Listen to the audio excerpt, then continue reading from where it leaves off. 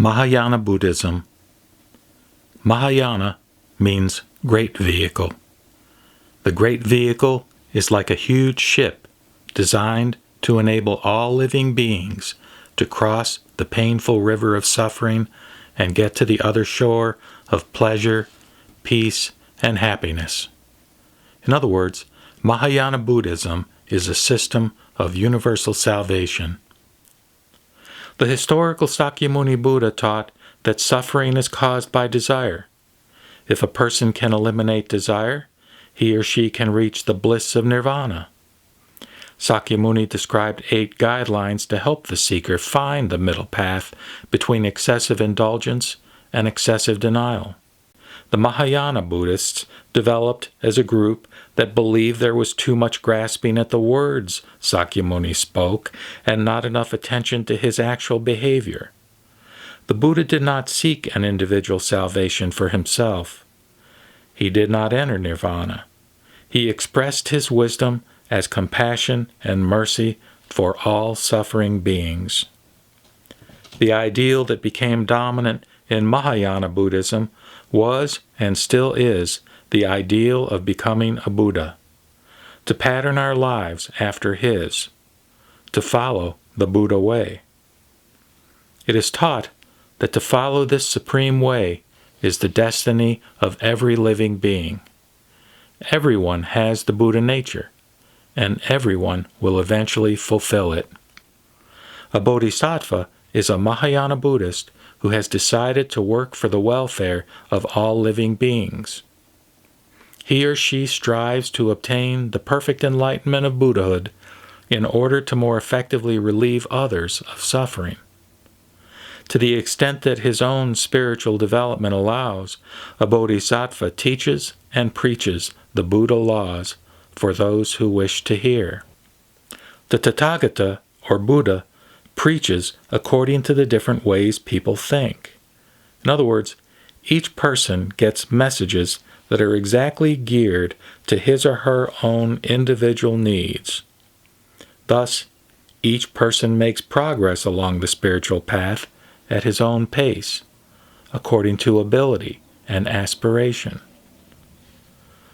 The world-honored one has long followed the Bodhisattva Path. He gave up all clinging to ego. He gave everything he had to others. He never hurt anyone. He was never angry. He never became tired.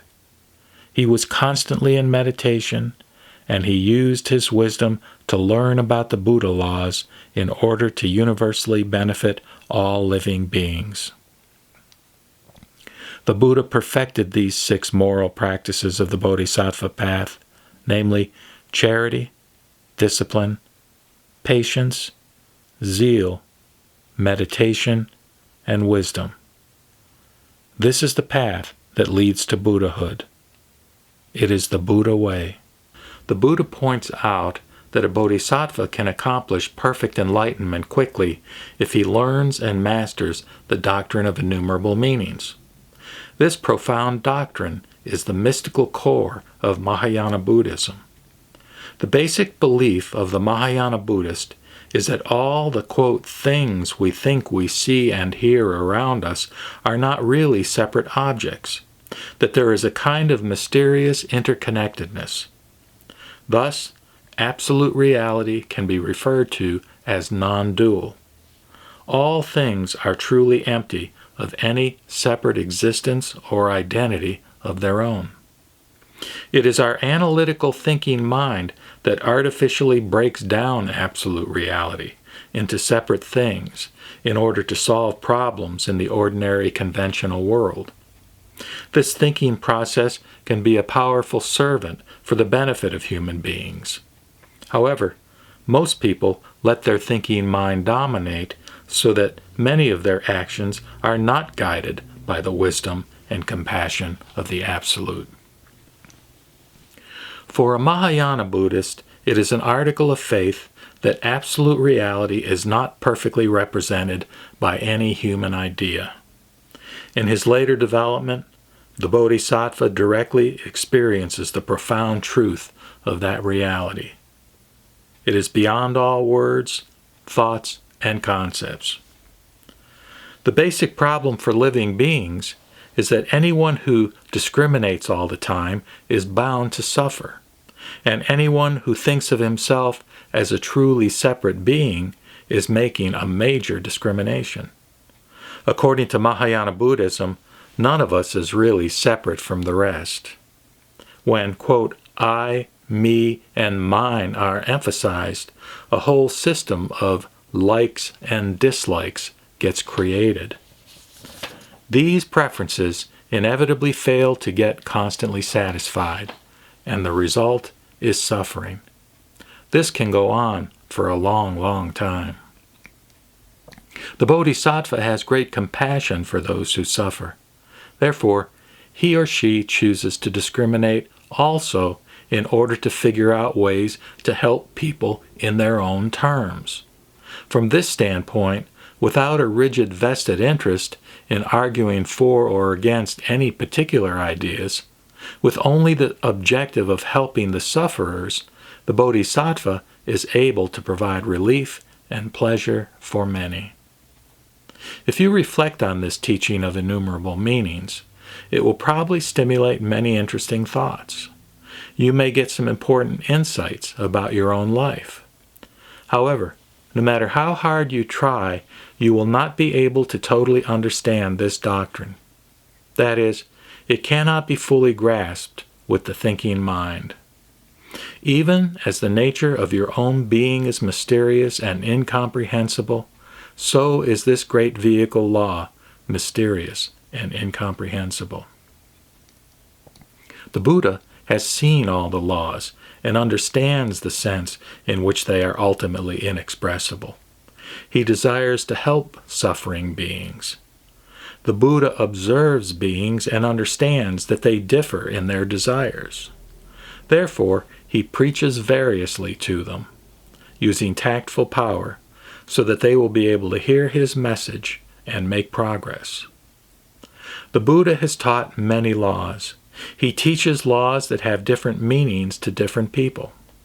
He knows that different people, according to their ability and aspiration, will make different rates of progress, each on his own path along the ultimate Buddha way.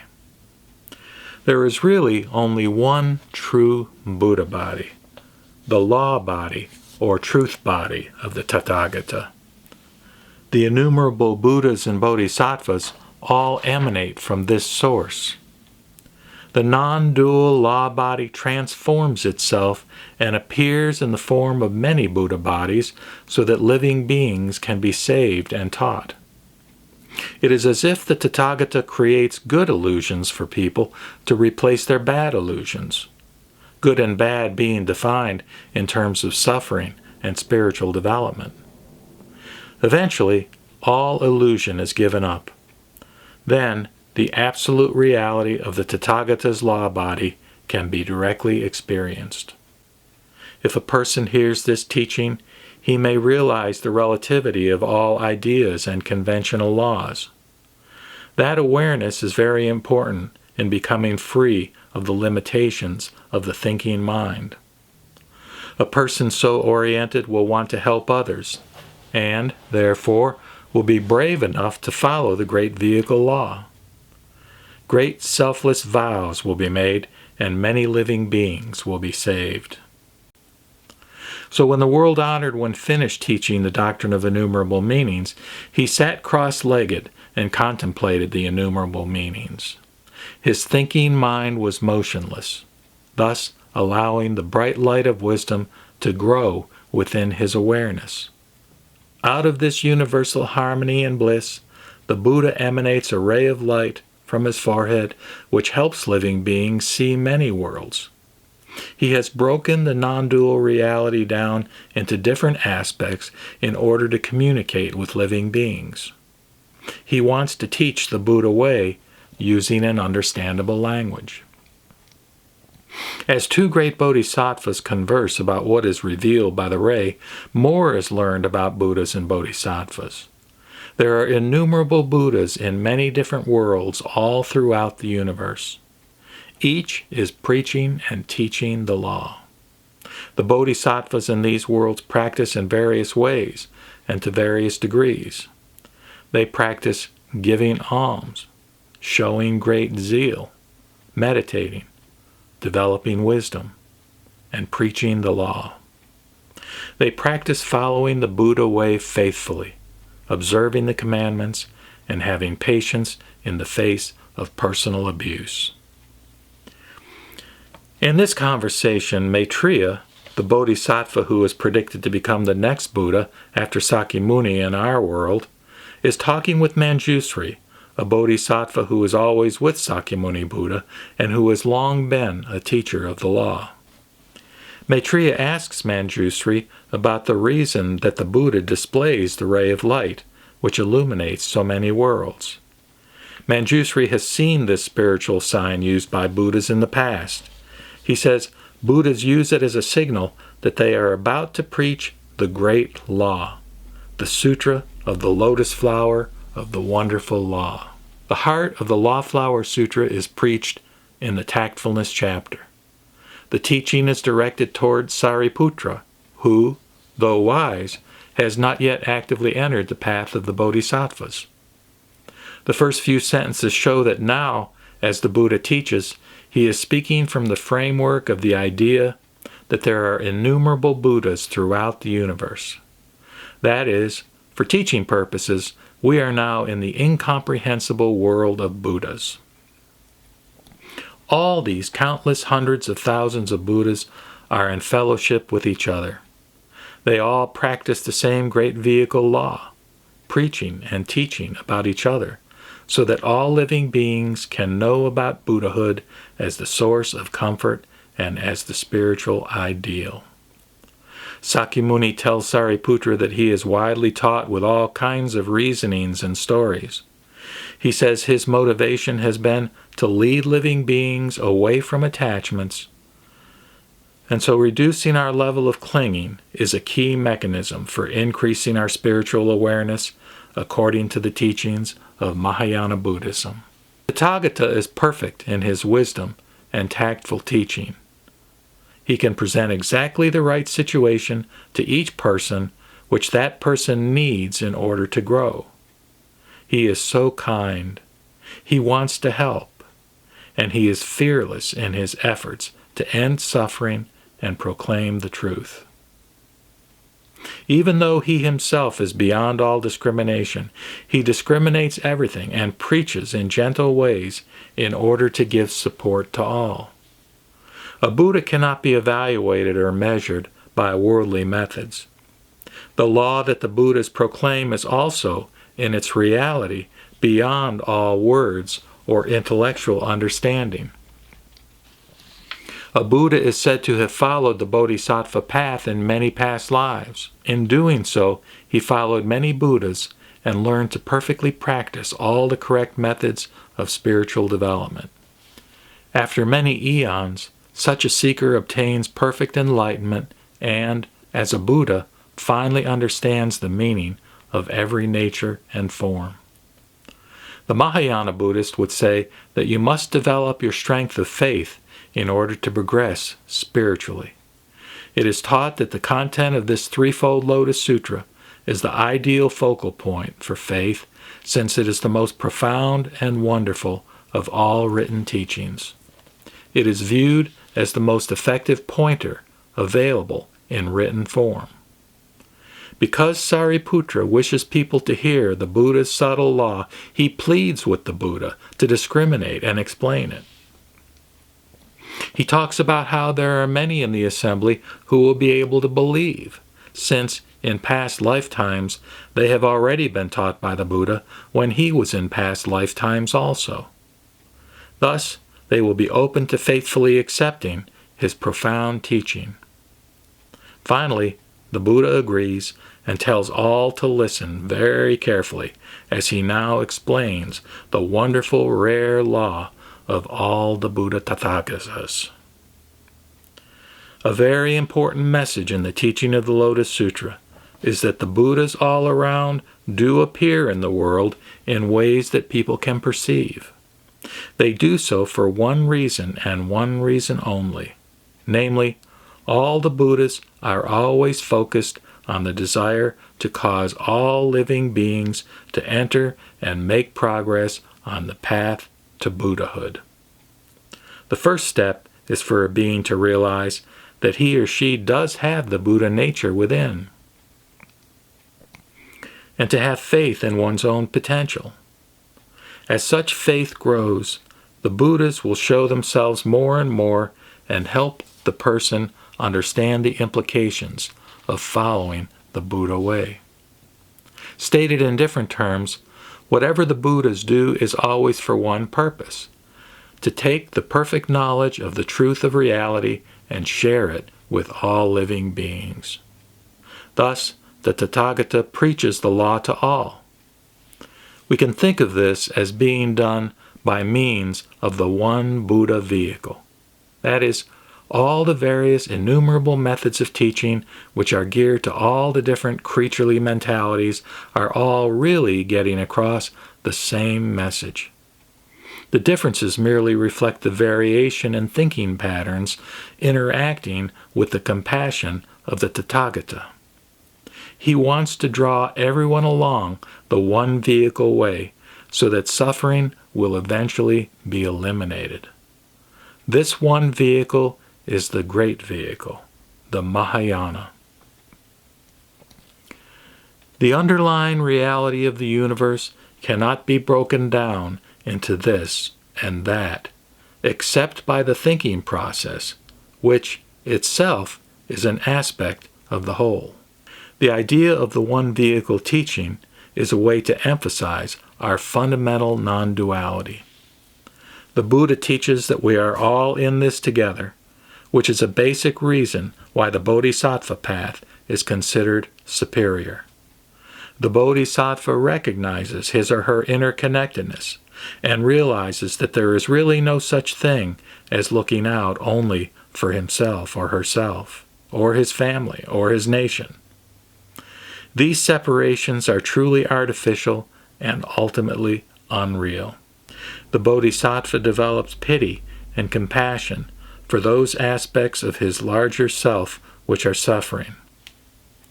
He voluntarily suffers along with others in order to save all. He consummates this role as a Buddha and helps other bodhisattvas successfully travel the supreme path. And what is the power of the law which the bodhisattvas and Buddhas teach? The Buddha says, listen carefully.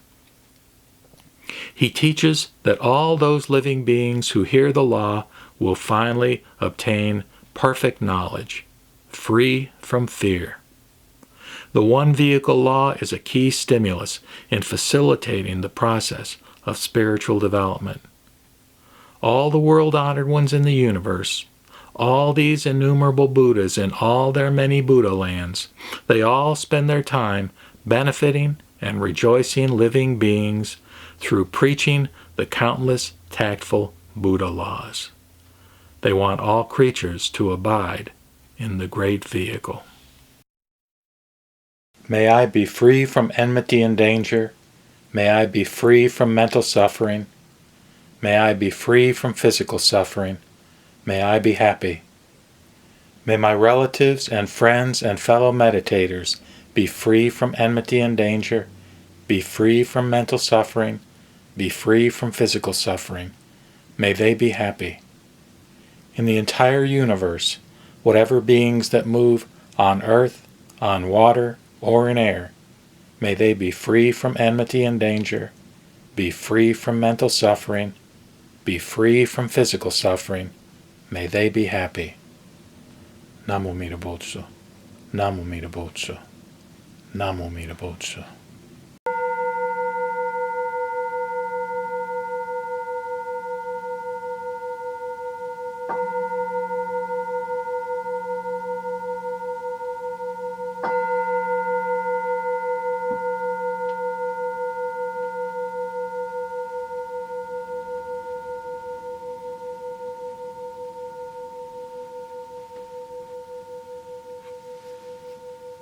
I have spoken in previous videos of the sublime altruism, the profound wisdom, and the amazing compassion of the Bodhisattva within Mahayana Buddhism.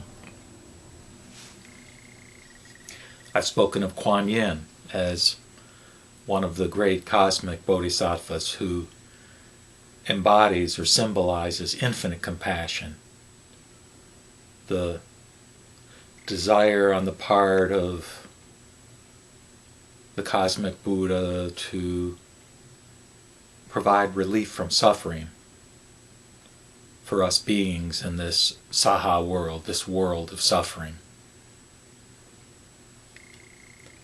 This statue is sort of a generic Japanese example of an image of a bodhisattva, one who has taken that vow to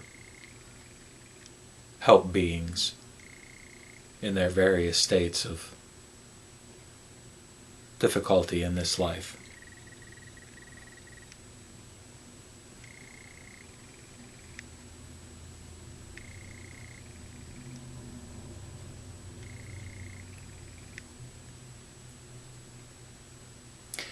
There was once a time when I had a religious conversion experience. This was in 1979.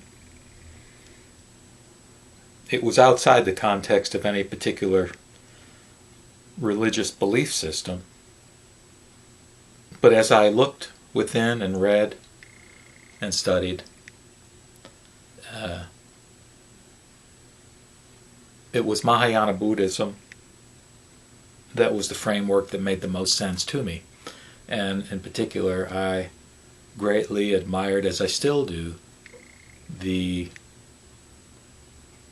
notion of a being, of a bodhisattva, a Buddha to be, who forgoes or delays his or her attainment of perfect enlightenment so as to remain in this world to assist beings.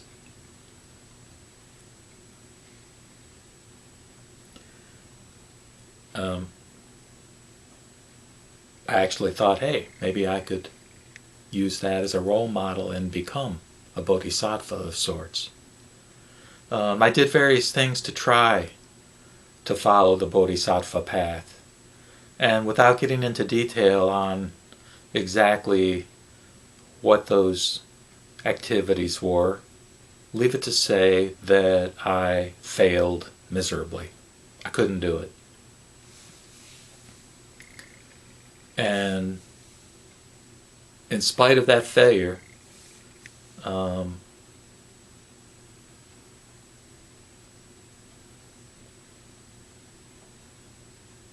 maybe because of that failure, I discovered that there is a path within Buddhism that doesn't require me to attain that kind of perfect character.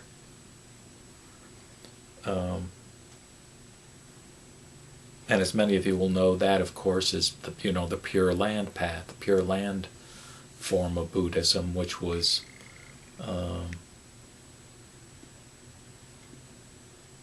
promulgated on the basis of the Sukhavati Sutras, or the Pure Land Sutras, of which there are 3. And it's within the larger sutra that a vow is made by a bodhisattva called Dharmakaya Bodhisattva.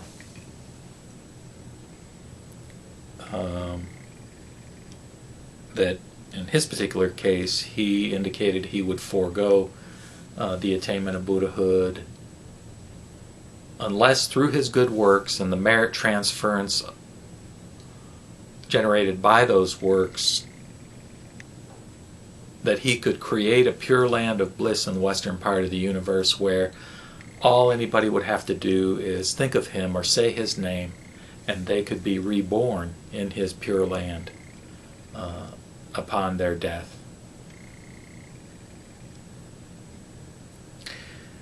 This actually is the form of Buddhism that's been followed by more tens of millions of people in the course of history than any other form of Buddhism, but we don't hear about it that much in the West.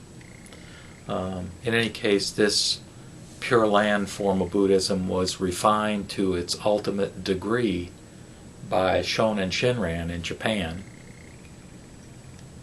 around the 13th century.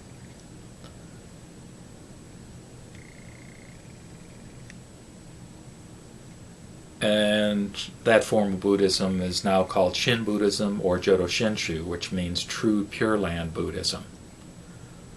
In any case, Dharmakara Bodhisattva, according to this scripture, this sutra, became the Buddha called Amida Buddha.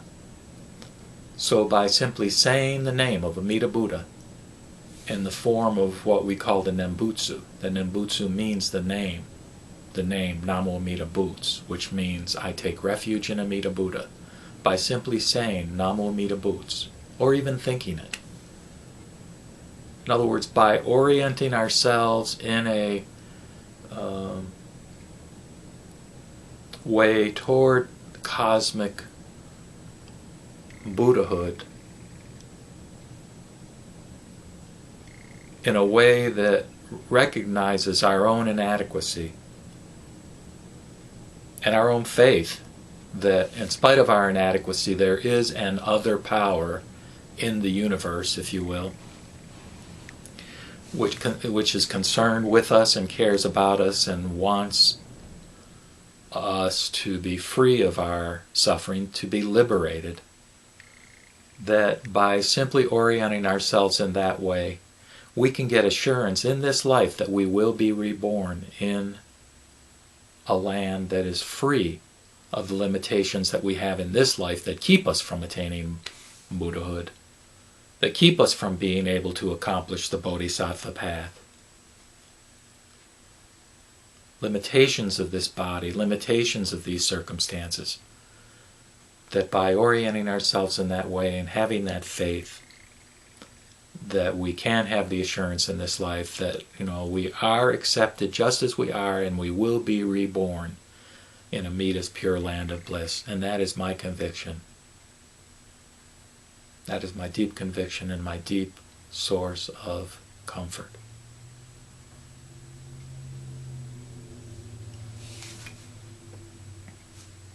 Now, do I believe this in a concrete way in terms of the idea that, there in a specific place in the universe concretely is a godlike figure? No. But I believe that conceptual system, that way of thinking, most closely describes a dynamic or a process that is real. Keeping in mind that no conceptual system, no worldview, no way of thinking about reality is adequate to describe reality with a capital R. But given that we have to have some way of thinking, and given that we are suffering in this world and we are inadequate to become perfect, and we do reflect on and are concerned about what happens when we die, that I think it is true that there is a force in the universe that accepts me just as I am, and that there is a profound ideal that can be attained when I die, at which point I can come back and more freely and more capably help those in need in various ways that are inconceivable to me in this life. Namu Amida Butsu. Namo tassa bhagavato arahato samma sambuddhassa. Buddham saranam gacchami, Dhammam saranam gacchami, Sangham saranam gacchami, Buddham saranam gacchami, Dhammam saranam gacchami. Sangam saranam gacchami. Buddham saranam gacchami. Dhammam saranam gacchami. Sangam saranam gacchami. Namu Amida Butsu.